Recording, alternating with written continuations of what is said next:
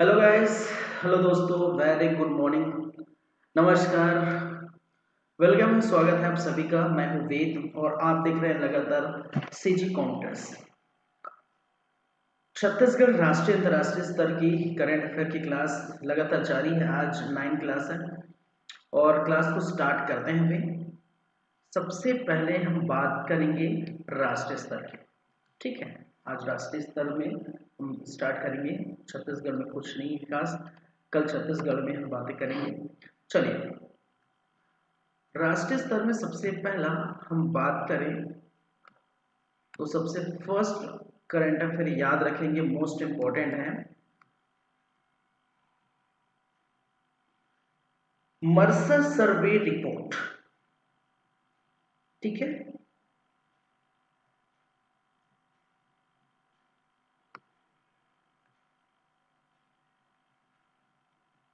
Mercer की survey report.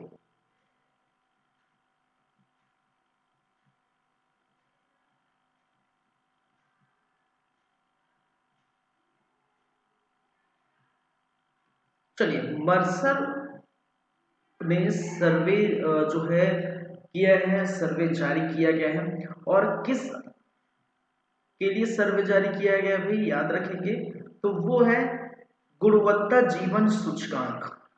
इसके लिए गुणवत्ता जीवन सूचकांक, गुणवत्ता जीवन सूचकांक जारी किया है। या जैसे हम कहते हैं जीवन जीने के मामले में, जीवन की गुणवत्ता के मामले में, ठीक है, या फिर जीवन की गुणवत्ता के मामले में, ठीक है, या इंग्लिश में हम इसे कह देते हैं लिविंग क्वालिटी इंडेक्स। क्या कहेंगे भाई? Living quality index.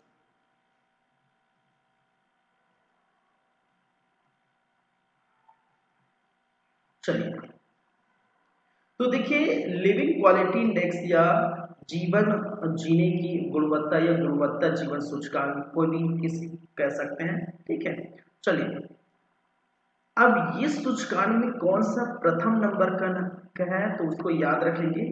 याद रखेंगे सबसे फर्स्ट, प्रथम, फर्स्ट नंबर पर है तो वो है भाई साहब, याद रखेंगे वियना। कौन है? वियना प्रथम नंबर पर है और ये ऑस्ट्रिया किसके अंतर्गत आता है? ऑस्ट्रिया के अंतर्गत आता है। चलिए, याद रखेंगे, देखिए ये जो सर्वे है प्रवासियों के लिए काम की अनुकूल परिस्थिति और जीवन की उच्च गुणवत्ता के हिसाब से लिया गया है। मैं फिर से दोहरा रहा हूं, मैंने क्या कहा? प्रवासियों के लिए काम की अनुकूल परिस्थिति और जीवन की उच्च गुणवत्ता के हिसाब से वियना जो है फर्स्ट नंबर पर है। और ये रिपोर्ट तैयार किया गया है, सर्वे किसके द्वारा किया गया है? याद रखेंगे, सर्वे कंसल्टिंग फर्म मर्सर सर्वे द्वारा किया गया, मर्सर द्वारा सर्वे किया गया। ठीक है, क्लियर है? चलिए, सेकेंड पोजीशन पर यदि हम बात करें तो सेकेंड पोजीशन में कौन है? बेहतर जीवन कौन जी रहे हैं भाई? विश्व की हम बात कर रहे हैं तो ज्यूरिख, ज्यूरिख बेहतर जीवन जीने में दूसरे नंबर पर कौन है? ज्यूरिख। और ज्यूरिख स्विट्जरलैंड के अंतर्गत आता है। किसके अंतर्गत आता है? ठीक है, स्विट्जरलैंड, स्विट्जरलैंड देश है और वहां का स्थान है ज्यूरिख। तीसरे पायदान पर जो है वो है कौन है भाई? ऑकलैंड। कौन सा? ऑकलैंड। और ऑकलैंड है कहां पर पड़ता है? ये पड़ता है न्यूजीलैंड में। न्यूजीलैंड में ऑकलैंड कहां पड़ता है भाई? न्यूजीलैंड में पड़ता है, याद रखेंगे। चौथे नंबर पर आप देख पाएंगे फोर्थ, कोपेनहेगन। कोपेनहेगन, और ये पड़ता है डेनमार्क में। कहां पड़ता है? डेनमार्क में। डेनमार्क का कोपेनहेगन चौथे पायदान पर है, ठीक है, जीवन जीने की गुणवत्ता में। फिर यदि हम टॉप 5 देख रहे हैं, टॉप 5, तो फिफ्थ नंबर पर आप यहाँ पाएंगे जेनेवा। किनको पाएंगे, जिनेवा। और जिनेवा भी कहाँ पड़ता है, तो याद रखेंगे जिनेवा भी कहाँ पड़ता है, स्विट्जरलैंड में। ठीक है, बहुत सारे संस्था के यहाँ क्या है, मुख्यालय हैं, कौन कौन से आप याद रख लेंगे। चलिए, कहाँ पड़ता है, स्विट्जरलैंड, याद रखें। तो टॉप 5 जो है देश और उनके नाम याद रखें, मर्सर गुणवत्ता जीवन सूचकांक। अब यदि हम बात करें भारत की स्थिति यहाँ पर, ठीक है, यहाँ पर बात करें भारत की स्थिति के बारे में, तो भारत की स्थिति याद रखेंगे। तो भारत की स्थिति कौन कौन से हैं भाई, कौन कौन से नाम हैं, तो याद रखेंगे हैदराबाद। हैदराबाद सबसे प्रथम है भारत में, और कितने नंबर पर है, 153 नंबर पर हैदराबाद। ठीक है, जीवन जीने की गुणवत्ता में अगर भारत में हम बात करें तो भारत में पहले नंबर पर है। ठीक है, लेकिन ऑल ओवर देखे जाए तो 153वां नंबर है हैदराबाद का। ठीक है, उसके बाद 154 नंबर पर, जस्ट उनके बाद 154 नंबर पर पुणे है। ठीक है, कौन सा है, 154 नंबर पर पुणे है। 156 नंबर पर बेंगलुरु है, 156वां कौन है, बेंगलुरु। ठीक है, इस लिस्ट में चेन्नई का भी नाम है, 161 नंबर में चेन्नई है।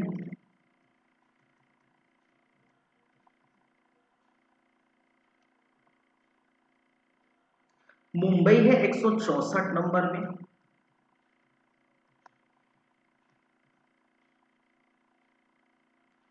कोलकाता है 170वां नंबर में,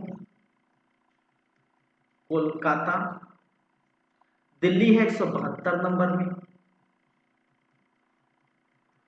ठीक है, तो ये आपको याद रख लेना है, पूरा तो आपको याद रख नहीं रखना है, आपको कम से कम दो टॉप तीन नाम याद रखना है। ठीक है, टॉप 3 भारत की स्थिति में, भारत की स्थिति के संदर्भ में 153वां नंबर हैदराबाद का, 154 पुणे का और 156 बेंगलुरु का है। तो ठीक है, इसको याद रखें न रखें कोई दिन मतलब नहीं है। ठीक है, लेकिन आपको टॉप 5 भी याद रख लेना है। ठीक है, ये क्या है, टॉप 5।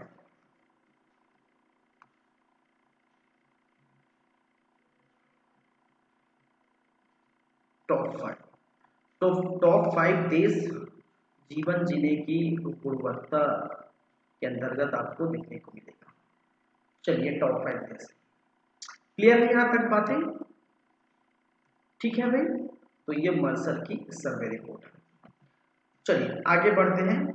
मिशन अंटार्कटिका, दूसरा करंट अफेयर हम देखेंगे, मिशन अंटार्कटिका।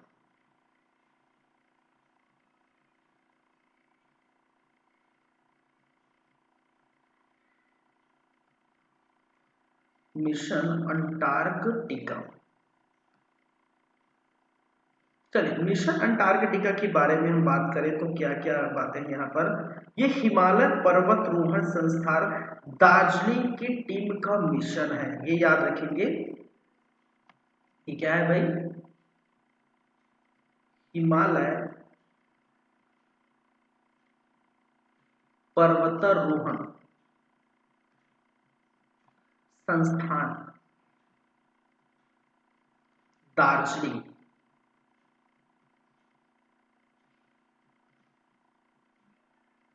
की टीम का मिशन है। ठीक है, का टीम का मिशन है, और उसी मिशन का नाम है मिशन अंटार्कटिका। चलिए, और इस मिशन अंटार्कटिका के अंतर्गत विशेष बातें क्या है, विशेष बातें क्या है इसके अंतर्गत याद रखेंगे, सिक्किम हिमालय में माउंट रेनो की चोटी सहित देश की 7,500 वर्ग फुट की दूरी पर राष्ट्रीय ध्वज फहराएंगे। पूरा लिख लेते हैं, हम बात करते हैं। यदि तो सिक्किम सिक्किम हिमालय में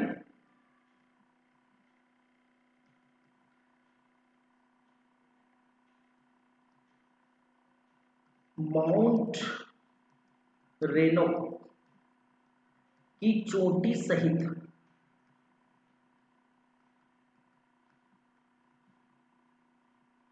ठीक है, चोटी सहित देश के 7,500 वर्ग फुट की दूरी पर राष्ट्रीय ध्वज फहराएंगे। क्या फहराएंगे भाई? राष्ट्रीय ध्वज फहराया जाएगा।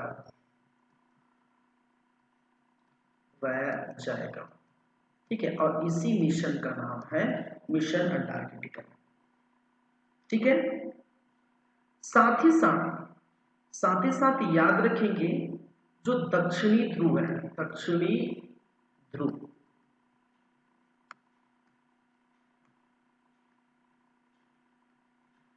दक्षिणी ध्रुव की सबसे ऊंची चोटी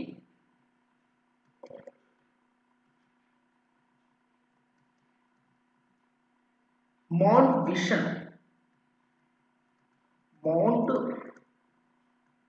विशन पर भी तिरंगा फहराया जाएगा।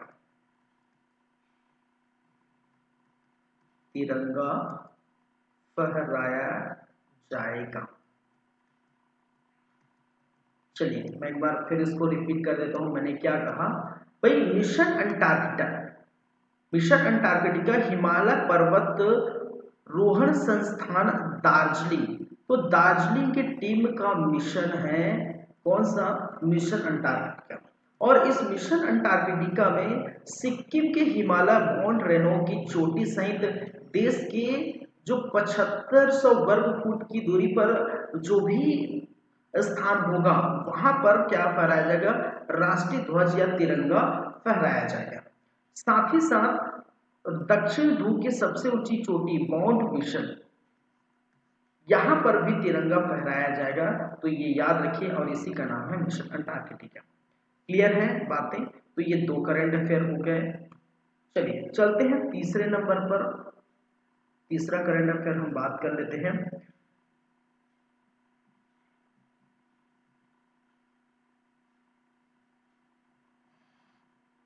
चलिए, बाराकूटा याद रखेंगे। क्या नाम है भाई?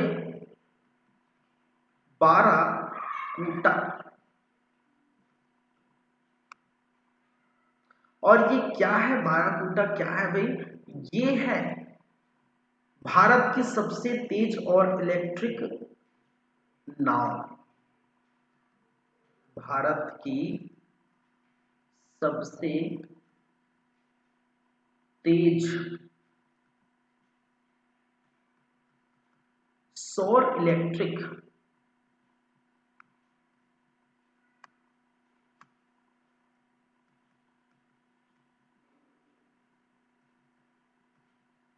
नाव है। ठीक है, और इसको लॉन्च कर दिया गया है। ये लॉन्च कहां पर किया है भाई?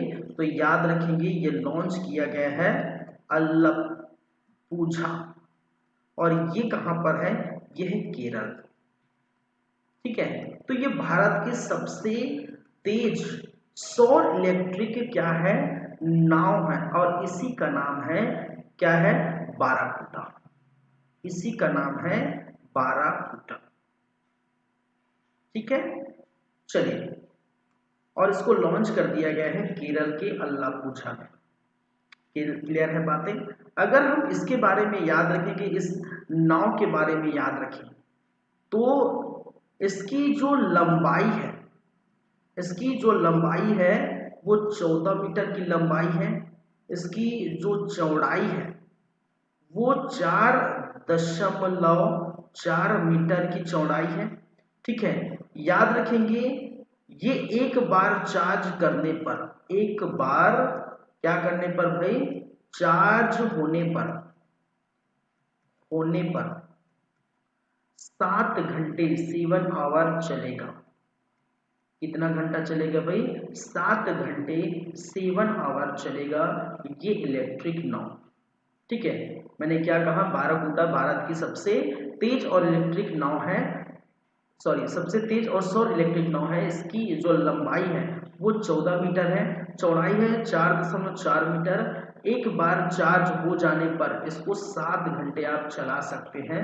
ठीक है, तो देखिए ये लंबाई चौड़ाई, ठीक है, ये याद करने की जरूरत नहीं, कितना चार्जर लगेगा कितना चलेगा ये जरूरत नहीं याद करने का, बस आपको नाम याद करना है।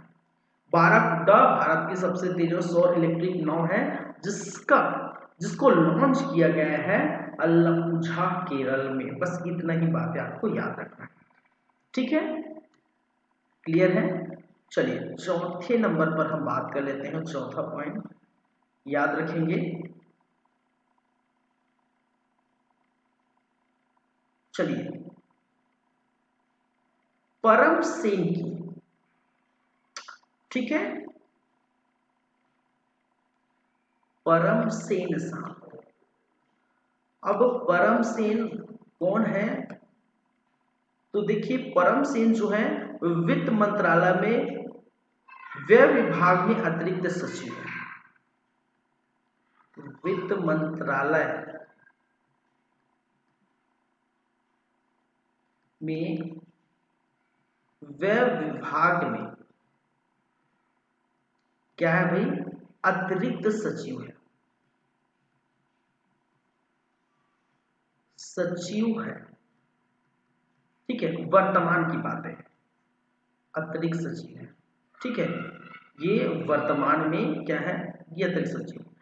अब बात करें इसकी नियुक्ति की गई है, इसकी नियुक्ति की गई है, कहां पर नियुक्ति की गई है? तो पेंशन फंड, पेंशन फंड नियामक और विकास प्राधिकरण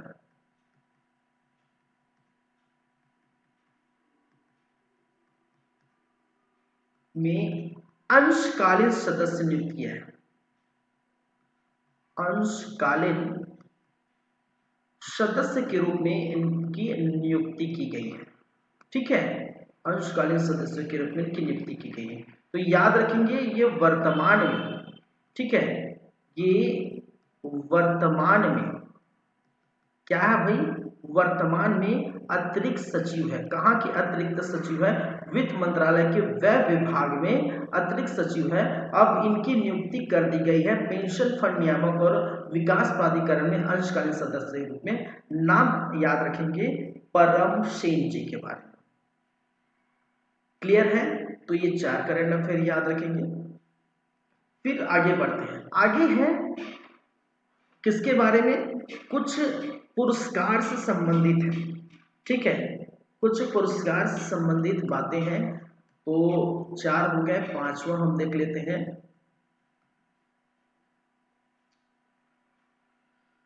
चलिए, सविता लाडेस, क्या नाम है जी? सविता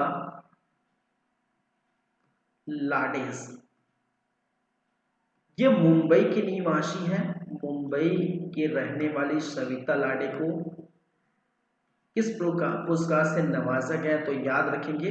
चलिए इनके बारे में, ये मुंबई के रहने वाली है। साथ ही साथ ये भाभा, जो Homi Bhabha centre for science education की प्रोफेसर है। ठीक है, मैंने क्या कहा कि होमी भाभा सेंटर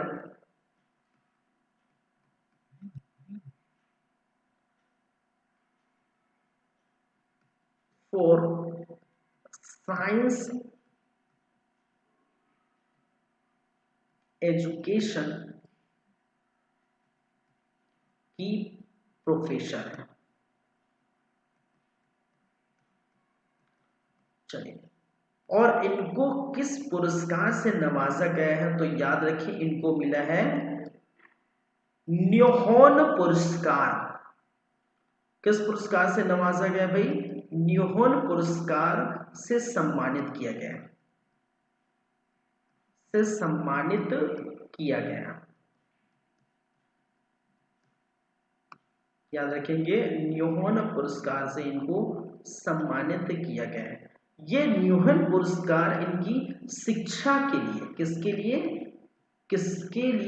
किस क्षेत्र में, शिक्षा के लिए ये पुरस्कार दिया गया है। याद रखें न्यूहन पुरस्कार, और ये प्रदान किया गया है। ये प्रदान किसके द्वारा किया गया भाई, याद रखेंगे ये पुरस्कार प्रदान किसके द्वारा किया गया है, तो royal society of chemistry, royal society of chemistry,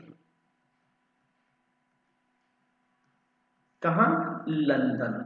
तो लंदन की रॉयल सोसाइटी ऑफ केमिस्ट्री द्वारा न्यूहन पुरस्कार से सम्मानित किया गया है शिक्षा के लिए। और किसको किया गया, सविता लाडेस, जो मुंबई के है। सविता लाडेस के बारे में याद रखें, Homi Bhabha centre for science and education के क्या है, प्रोफेसर है भाई, याद रख लेंगे। क्लियर है इतनी सारी बातें, इतना करंट अफेयर। चलिए छठे नंबर पर हम बात कर लेते हैं और कुछ पुरस्कार के बारे में याद रखेंगे। चलिए, doctor Atul Shah, doctor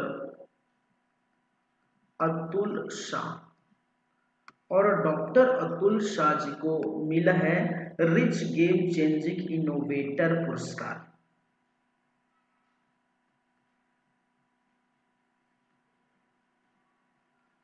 rich game changing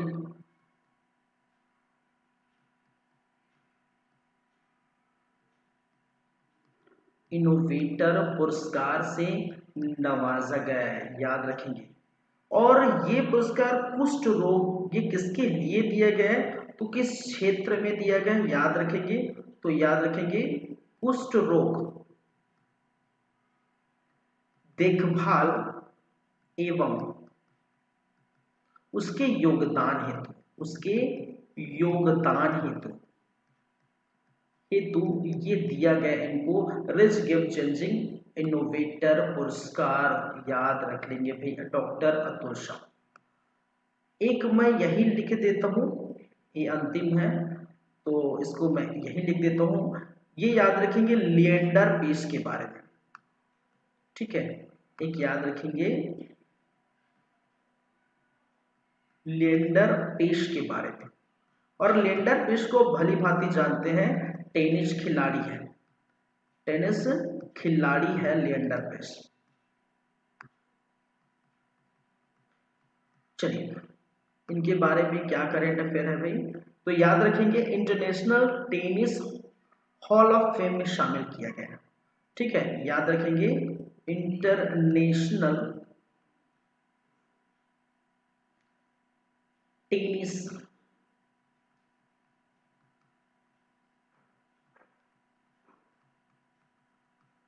hall of fame में शामिल किया गया, ठीक है। चलिए और ये भी आपको याद रखना है, ये जो international tennis hall of fame में शामिल होने वाले एशियाई, पहले एशियाई खिलाड़ी बन गए हैं, पहले एशियाई पुरुष खिलाड़ी बन गए हैं, ठीक है। Leander Paes international tennis hall of fame में शामिल होने वाले पहले एशियाई पुरुष खिलाड़ी हो गए हैं, ये भी आप याद रखेंगे, ठीक है, लिएंडर पेस। तो देखिए ये 7 करेंट अफेयर आपको याद रख लेना है, किसके संदर्भ में, राष्ट्रीय स्तर के संदर्भ में। क्लियर है। चलिए अब चलिए फिर सीधे हम चलते हैं अंतर्राष्ट्रीय स्तर की क्या खबरें, क्या करंट अफेयर है भाई, उसको हम भी देख लेते हैं। सबसे फर्स्ट है, याद रखेंगे आज जो है 13 नहीं 14 किसकी बात कर रहे हैं, 14 दिसंबर की बात कर रहे हैं। तो 14 दिसंबर में क्या खबरें हैं अंतर्राष्ट्रीय स्तर पर, तो देख लेते हैं। मैंने क्या कहा, सबसे फर्स्ट संयुक्त राष्ट्र की रिपोर्ट,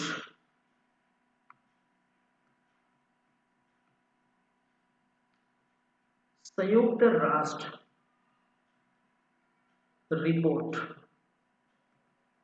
ये संयुक्त राष्ट्र की रिपोर्ट किसके बारे में है, किसके लिए है? तो विश्व के अग्रणी अफीम देश, ठीक है, विश्व के, हम बात करेंगे विश्व के अग्रणी अफीम देश, अफीम देश, ठीक है, 2023। तो याद रखिए जो म्यांमार है, कौन सा? म्यांमार। और म्यांमार है सबसे दुनिया का, दुनिया में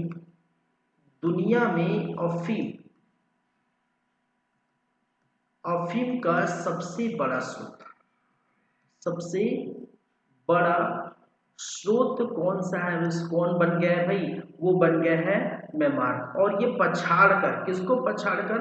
अफगानिस्तान, ठीक है। अब अफगानिस्तान दूसरे नंबर पर हो गया है, ठीक है, अच्छे से लिख देता हूं। दूसरे नंबर पर मैंने क्या कहा? अफगानिस्तान, ठीक है।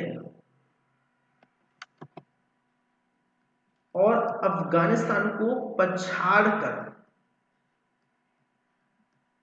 ठीक है, ये बना है सबसे बड़ा स्रोत। याद रखेंगे अफगानिस्तान अब कितने नंबर पे है?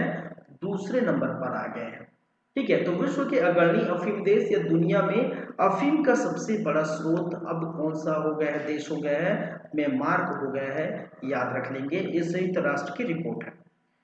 फिर वहीं दूसरे नंबर पर बात करते हैं चक्रवात। चक्रवात का नाम है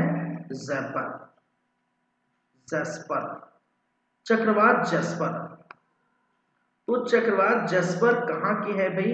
तो याद रखिए ये कहाँ पर आया है चक्रवात जैस्पर, ठीक है। तो याद रखेंगे ऑस्ट्रेलिया, ऑस्ट्रेलिया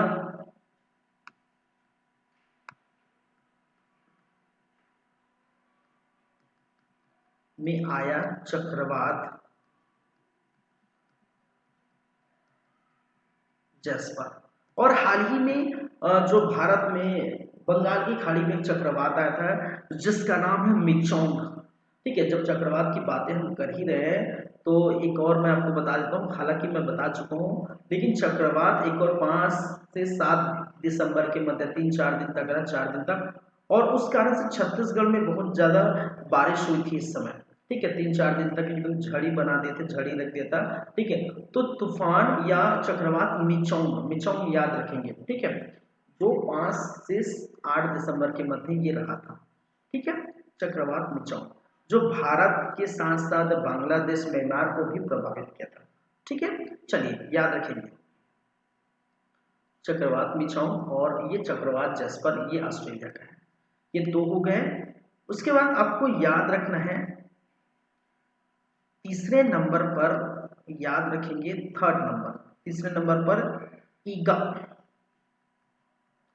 ईगा स्वीटेक। चलिए ये कौन है? पोलैंड के हैं, पोलैंड के ईगा स्वीटेक। चलिए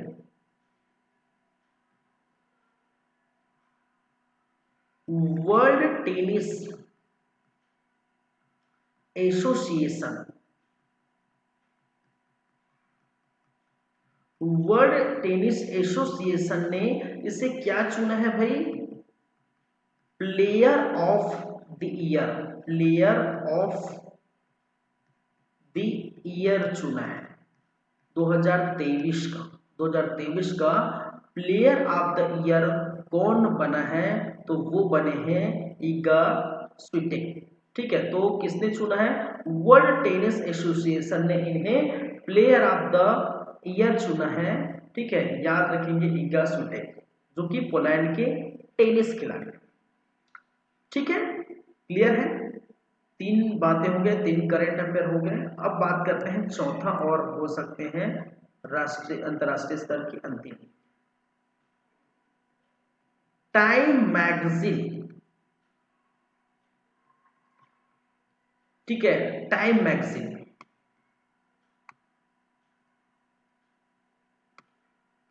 टाइम पत्रिका या टाइम मैगजीन। तो टाइम पत्रिका, टाइम मैगजीन की सीईओ ऑफ द ईयर,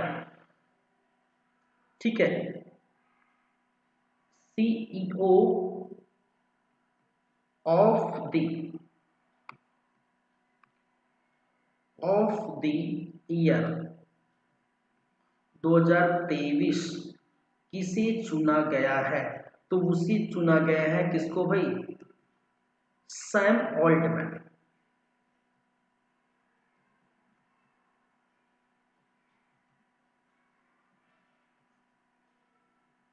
और हाल ही में मैं एक और चीज मैंने बताया था, हाल ही में दो चीजें मैंने बताया था, ठीक है, टाइम मैगजीन की पर्सन ऑफ द ईयर, ठीक है, क्या है? पर्सन ऑफ द ईयर भी मैंने हाल ही में बताया था, 2023 किसे चुना है, ठीक है। और मैंने ये भी बताया था टाइम मैगजीन की जो athlete of the year, athlete of the year, 2023। चलिए, तो ये तीनों बातें याद रखेंगे, ये तीनों बातें याद रखेंगे भाई। दो दो से तीन दिन पहले मैंने एक करंट अफेयर में person of the year, time magazine की पर्सन ऑफ द ईयर और टाइम मैगजीन की एथलीट ऑफ द ईयर भी मैंने बताया था। तो आप नाम बता सकते हैं क्या? ठीक है, बताइए भाई। चलिए, person of the year Taylor Swift, Taylor Swift, और एथलीट ऑफ द ईयर है लियोनेस मेसी, लियोनेस मेसी, ठीक है। और लियोनेस मेसी के बारे में भी मैंने बताया था, ठीक है। कौन सा भाई, कौन सा पुरस्कार इन्होंने जीता है? बैलन डी'ओर पुरस्कार, बैलन डी'ओर पुरस्कार कितनी बार? 8वीं दफा, 8वीं बार, 8वीं दफा इन्होंने बैलन डी'ओर पुरस्कार ये जीता था। नवंबर माह का ये करेंट अफेयर है, नवंबर माह का करेंट अफेयर है। लियोनेस मेसी ने 8वीं बार बैलन डी'ओर पुरस्कार जीता है और दिसंबर माह में एथलीट ऑफ द ईयर पुरस्कार जीता है टाइम मैगजीन की। तो याद रखें, टाइम मैगजीन की एथलीट ऑफ द ईयर किसको चुना गया है? Lionel Messi. टाइम मैगजीन की पर्सन ऑफ द ईयर किसे चुना गया है? Taylor Swift. टाइम मैगजीन की सीईओ किसे चुना गया है? Sam Altman. और टेलर स्विफ्ट के बारे में एक और बातें मैंने कहा था कि फोर्ब्स की 100 शक्तिशाली महिलाओं में इनका नाम दर्ज है। कौन से नंबर पे? 5वें नंबर पर, ठीक है। मैंने क्या कहा? फोर्ब्स की 100 शक्तिशाली महिलाओं में भी इनका नाम दर्ज है 5वें नंबर पर। और आप ये भी बता सकते हैं कि फोर्ब्स की 100 शक्तिशाली महिलाओं में भारतीय महिला कितने हैं? तो आप कमेंट करके बताइए कितने हैं और क्या क्या नाम है, ठीक है। मैं बता देता हूँ, 4 महिलाएं हैं और चारों का नाम और रैंक आप कमेंट करके बताइए, ठीक है। चलिए, तो यहाँ तक हमारा आज की क्लास को हम यहीं पर रखेंगे। नेक्स्ट क्लास में हम बातें करेंगे, लेकिन जाने से पहले, जैसे कि आपको पता है, जाने से पहले हम एक रिवीजन कर लेते हैं 2 मिनट में, ठीक है। क्या हमने देखे आज की क्लास में? तो सबसे पहले मर्सर सर्वे की रिपोर्ट आई है, गुणवत्ता जीवन सूचकांक या जीवन जीने की जो है गुणवत्ता या लिविंग क्या है? लिविंग क्वालिटी ऑफ इंडेक्स, ठीक है, लिविंग क्वालिटी इंडेक्स, जीवन जीने की सूचकांक। तो देखिए, इसके अंतर्गत अगर हम बात करें तो सबसे बेहतर जीवन कौन जी रहे हैं भाई? सबसे बेहतर और सबसे गुणवत्ता भरी जीवन कौन जी रहे हैं? तो वो जी रहे हैं वियना। वियना के बाद ज्यूरिख है जो स्विट्जरलैंड के अंतर्गत आता है, वियना ऑस्ट्रिया के अंतर्गत आता है, फिर थर्ड में ऑकलैंड न्यूजीलैंड के अंतर्गत आता है, कोपेनहेगन डेनमार्क के अंतर्गत आता है, जेनेवा स्विट्जरलैंड के अंतर्गत आता है। यदि हम भारत की स्थिति को जाने तो भारत की स्थिति में टॉप 3 याद रख सकते हैं। हैदराबाद 153वां, ठीक है, भारत में खैर फर्स्ट है, लेकिन ऐसे में अगर ऑल ओवर देखें तो 153वां। वहीं पर पुणे 54, 56, बेंगलुरु 61, 161, 161, चेन्नई 164, मुंबई 170, कोलकाता 172, दिल्ली। तो याद रखेंगे, ठीक है, आपको सिर्फ ये टॉप 3 याद रखना है, ठीक है, ये याद क्या रखना है आपको, टॉप 3 याद रखना है, ज्यादा कुछ याद रखने की जरूरत नहीं है, टॉप 3 याद रखिए बस। और ये टॉप 5 यहाँ पर भी आप टॉप 3 याद रख सकते हैं, लेकिन बेहतर होगा टॉप 5 याद रखिए। चलिए, क्लियर है यहाँ तक बातें। और फिर हमने देखी इसके बाद भाई मिशन अंटार्कटिका। मिशन अंटार्कटिका जो है हिमालय पर्वतारोहण संस्थान दार्जिलिंग की टीम का एक मिशन है जिसका नाम है मिशन दार्जिलिंग। और ये क्या करने वाले हैं तो आपको बता दूं, सिक्किम हिमालय में माउंट रेनो की चोटी है, वहां तक तो तिरंगा फहराएंगे, वहां पर जो है राष्ट्रीय ध्वज फहराएंगे। साथ ही साथ देश के विभिन्न स्थान जो 7,500 वर्ग फुट तक मिलता है, देश के विभिन्न स्थान, देश के विभिन्न चोटी पर भी ये तिरंगा फहराएंगे।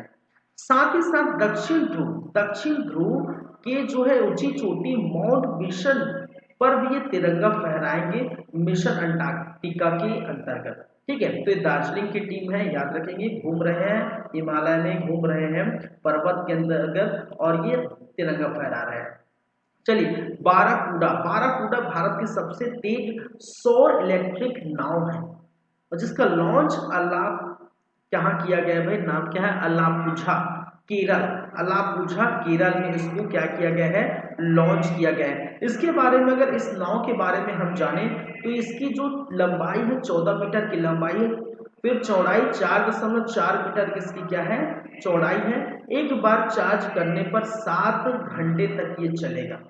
ठीक है, परम सिंह के बारे में आपको याद रखना है, वित्त मंत्रालय में अभी हाल फिलहाल वर्तमान में भाई साहब किस पोस्ट में है, ये वित्त मंत्रालय में व्यय विभाग में अतिरिक्त सचिव के पोस्ट पर है। लेकिन हाल ही में इनको नियुक्ति दी गई है, कहां पर नियुक्ति किया गया है, हाल ही में इनको नियुक्ति दी गई है पेंशन फंड नियामक और विकास प्राधिकरण में अंशकालीन सदस्य के रूप में इनकी नियुक्ति हुई है। तो ये याद रखेंगे परम सिंह। फिर आपको याद रखना है सविता लाडेज जी के बारे में। ठीक है, सविता लाडेज जो कि Homi Bhabha centre for science education की क्या है, प्रोफेसर है। इनको मिला है न्यूहॉर्न पुरस्कार से सम्मानित किया गया। ये शिक्षा के क्षेत्र में किया गया। प्रदान किसके द्वारा किया गया, तो royal society of chemistry London के द्वारा इनको क्या किया गया है, न्यूहॉर्न पुरस्कार से सम्मानित किया गया। फिर आपको याद रख लेना है डॉक्टर अब्दुल शाह को मिला है रिच गेम चेंजिंग इनोवेटर पुरस्कार। ये रिच गेम चेंजिंग इनोवेटर पुरस्कार किस लिए दिया गया भाई, किस क्षेत्र में दिया है, तो कुष्ठ रोग की देखभाल करने के लिए और उनके योगदान के लिए इनको दिया गया रिच गेम चेंजिंग इनोवेशन पुरस्कार। फिर आपको याद रख लेना है लिएंडर पेस के बारे में। ठीक है, जो कि टेनिस खिलाड़ी है, आप जानते हैं इस बात को, लिएंडर पेस टेनिस खिलाड़ी है और इनको international tennis hall of fame में शामिल किया गया है। और ये international tennis hall of fame में शामिल होने वाले, ठीक है, ये प्रथम एशियाई पुरुष खिलाड़ी बन गए हैं। ये भी बातें याद रखेंगे। ठीक है, फिर आपको याद रख लेना है अंतर्राष्ट्रीय स्तर पर संयुक्त राष्ट्र की रिपोर्ट आपको देखने को मिलेगा, विश्व में अग्रणी अफीम देश कौन सा बन गया है, तो म्यांमार अफगानिस्तान को पछाड़कर दुनिया में अफीम का सबसे बड़ा स्रोत वाला देश बन गया है। तो म्यांमार के पहले नंबर पर है, फिर उसके बाद है अफगानिस्तान। ठीक है, चलिए इसको हटा देता हूं, आपको कंफ्यूज हो जाएगा फिर। ठीक है, उसके बाद चक्रवात जैस्पर के बारे में हमने देखे। ऑस्ट्रेलिया में आया एक तूफान, एक चक्रवात का नाम है, बस याद रखिए ऑस्ट्रेलिया का चक्रवात है जैस्पर। ठीक है, ईगा स्विटेक पोलैंड के हैं। वर्ल्ड टेनिस एसोसिएशन के द्वारा इसको प्लेयर ऑफ द ईयर चुना गया, प्लेयर ऑफ द ईयर 2023 चुना गया है वर्ल्ड टेनिस एसोसिएशन द्वारा। मैं यहाँ पर लिख देता हूँ द्वारा, प्लेयर ऑफ द ईयर चुना गया ईगा स्विटेक।